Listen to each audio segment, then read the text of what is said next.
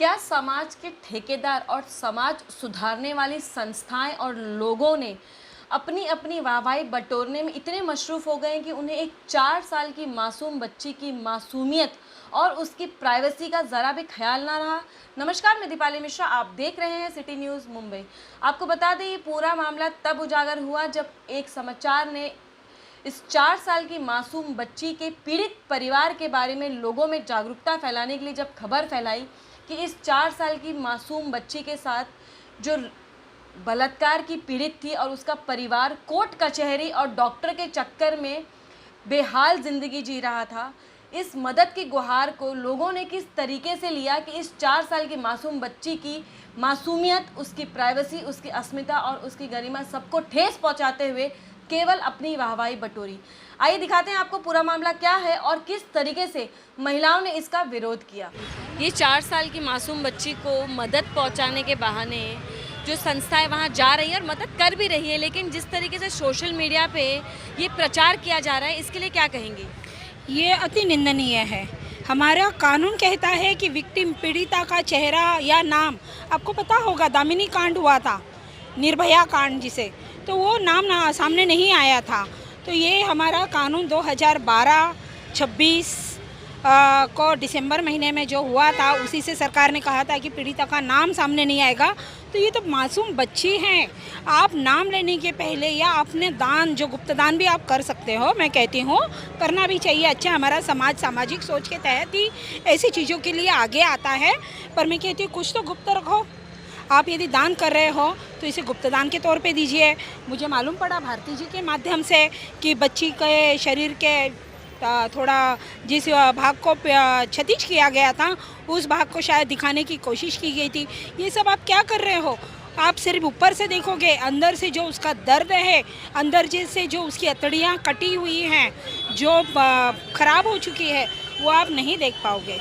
वो बच्ची, यदि ऐसे वीडियो यदि वायरल होते हैं, शायद हम उसको एक कवर में रख के हम बात करते हैं, वीडियो हम बनाते हैं, न्यूज़ खबर बाहर फैलती है तो एक खबर दिखेगी, पर वो उसके जिस्म को जो भूलने चाहिए उसे, जो उसे काफ़ी साल जाएगा भूलने के लिए, वो चीज़ को आप यादगार बनाने के लिए उसको पेश कर रहे हो।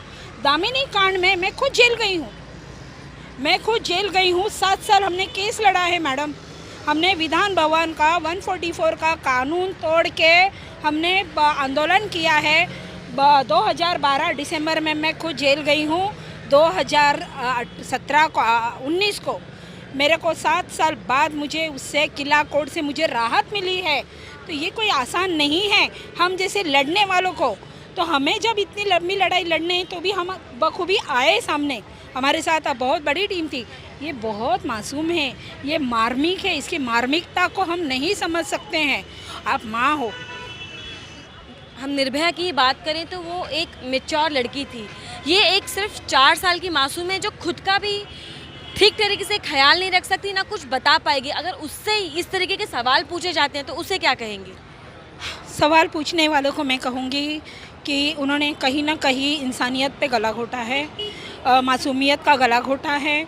और यदि आप किसी संस्था के द्वारा गए हो या एक सामाजिक कार्यकर्ता के द्वारा गए हो, तो सामाजिक की समानता, उसकी गरिमा को आपको बरकरार रखना चाहिए, उस मासूम की भावनाओं को आपको बरकरार रखना चाहिए। आप बहुत आसानी से उसका चेहरा सब बता सकते हो, क्योंकि वो आपको एक फुटेज चाहिए रहता है, या आपको नाम चाहिए रहता है, या आपके किए कार्यों को प्रशंसा चाहिए रहती होगी। मगर मुझे नहीं लगता ये ज़रूरी है कि बच्ची का चेहरा दिखा के करें।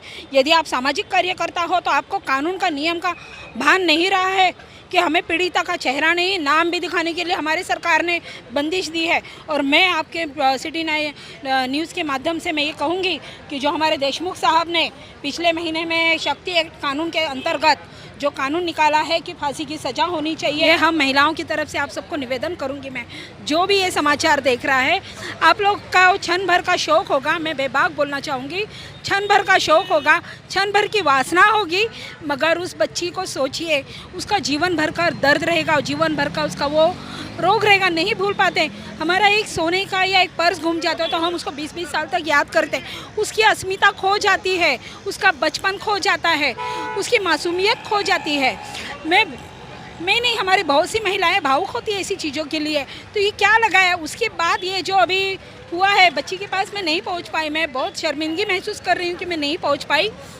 व्यस्तता के कारण भी कहूँगी या जाने जाने को लेके, मगर जो भी पहुँचे हैं उसे आप तमाशा मत बनाइए, उसे आप गुप्त रहने दीजिए। कोविड-19 में बहुत लोगों ने दान किया है सर, बहुत लोगों ने दान किया, गुप्त दान किया है। महादान के रूप में उसे देखा गया था कि सब शहर देश रुक गया था, तब भी दान किया। सब आगे नहीं आए तो इस दान को भी मत आगे लाओ, इसे भी एक गुप्त दान का हिस्सा बना के आप चुपचाप दान करो और आगे चले जाओ। ये बच्ची की दुआएं आपको काम आएगी, माता पिता की दुआएं काम आएगी। मैं आप सबसे यही निवेदन करूँगी और धन्यवाद इस खबर को आप जो हम महिलाओं के माध्यम से जनहित तक पहुँचाने के लिए, धन्यवाद। उस बच्ची के लिए जो भी कोई आगे आ रहा है वो तो बहुत अच्छी बात है, लेकिन रिपोर्टर्स या मीडिया जो भी है मीरा भाईंदर में, उन्होंने भी कुछ गोपनीयता रखनी चाहिए, क्योंकि एक संवेदनशील मामला है ये। तो सारे लोग उसको किस तरीके से लेते हैं, देखिए जाके हेल्प करना वगैरह सब कुछ ठीक है, लेकिन उस बच्ची को क्या हुआ है एग्जैक्ट डीप तक दिखाना, कुछ चीज़ें नहीं देखी जा सकती है। और वो चीज़ें पेपर में डालना या उसको सोशल मीडिया पे डालना लज्जास्पद हो जाता है। वो बच्चे की भावना, उसको तो कुछ समझ में नहीं आता है, लेकिन उसके माँ बाप की भावना की तो कदर करनी चाहिए और इसमें मीडिया बहुत ज़्यादा सतर्क होनी चाहिए। मैम, आपका क्या नाम है और क्या कहना चाहेंगी? मैं नीलोफर सैयद हूँ। मैं यही कहना चाहूँगी कि जो बच्ची का अभी रेप वाला केस जो आया है, कुछ संस्थाएं जा रही हैं, लेकिन जिस तरीके से वो अपनी संस्था का नाम करने के लिए मार्केटिंग लेवल पे बोलना नहीं चाहिए, लेकिन वो गलत तरीका है। अगर उन्हें बच्ची की हेल्प करनी है तो उसको दूसरे तरीके से करना चाहिए, उस बच्ची की तकलीफ़ को समझना चाहिए, ना कि जाके उसका फ़ोटो सेशन करें, FB पे डालें या व्हाट्सएप पे फ़ोटो शूट करके डालें। ये सारी चीज़ें गलत होती हैं एक्चुअली।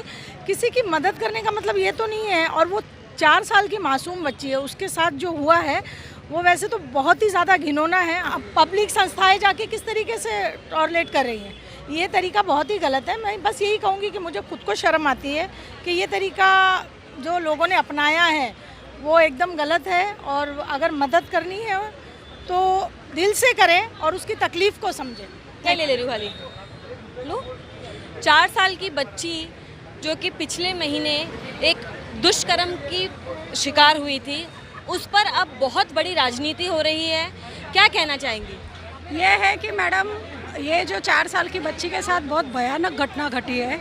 हम लोग भी गए थे वहाँ पर, हर संस्था, हर ऑर्गेनाइजेशन, हर NGO, हर राजनीति के राजनेता सब लोग जा रहे हैं। मेरा सिर्फ लोगों से यही रिक्वेस्ट है कि उस बच्ची का फ़ोटो और वीडियो ये जो वायरल कर रहे हैं वो गलत है।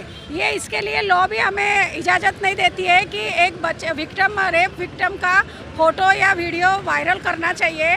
अभी 2 दिन पहले हम लोग गए थे, उसी दिन बेटी बचाओ बेटी पढ़ाओ की कोई संस्था उधर गई थी, वो चद्दर उठा के लड़की को सवाल कर रहे हैं, जो जिसको इतनी तकलीफ हुई है, जो खुद अपना ध्यान नहीं रख पा रही है, उससे सवाल कर रहे हैं बेटा किधर हुआ, कैसे हुआ, अंकल ने क्या किया।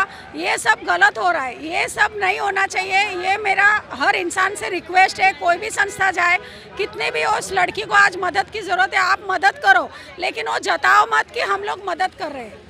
ये लॉ के खिलाफ है। ये लॉ, मैंने उसका कड़ी शब्दों में निंदा की है और निषेध भी किया है, और इस पर तो गुनाह दाखिल होना चाहिए। पुलिस से भी मेरा यही रिक्वेस्ट है कि अगर ऐसी कोई संस्था जाके अगर वीडियो और फोटो वायरल करती है तो उस पर कड़ी से कड़ी एक्शन लेनी चाहिए। हाई कोर्ट की गाइडलाइंस के मुताबिक जो डोनेशन है या जो दे रहे हैं उसका प्रचार करना ऐसे लोगों के लिए गुनाह है, तो क्या कहना चाहेंगी? ये है कि पुलिस प्रशासन ने भी ये सब, देखो आजकल वीडियो जो वायरल हो रहा है वो सोशल मीडिया पे हर ग्रुप में आता है, फिर वो पुलिस का ग्रुप हो, फेसबुक हो या इंस्टाग्राम हो या कोई भी किसी भी ग्रुप में वो वीडियो आता है। उस वीडियो को देख के पुलिस प्रशासन ने न जानकारी लेते हुए गुमसुम में गुनाह दाखिल करना चाहिए, ताकि आगे से ऐसे NGO और संस्थाएं इस तरह की घटना ना घड़ा सके। और जो राजनेता और जो संस्था वाले जो हेल्प कर रहे हैं वो हेल्प जताए नहीं। अगर बच्ची को हेल्प करना है तो गुप्त दान भी कर सकता है, उसके लिए वीडियो या फोटो सेशन या कुछ भी ये करने की ज़रूरत नहीं है। तो आपने देखा कि किस तरीके से महिलाओं ने पुलिस प्रशासन और समाज से अनुरोध किया है कि बच्ची की प्राइवेसी भंग करने वाले लोगों पे सख्त कार्रवाई होनी चाहिए। आगे खबर के लिए बने रहें, जुड़े रहें और देखते रहें सिटी न्यूज़ मुंबई।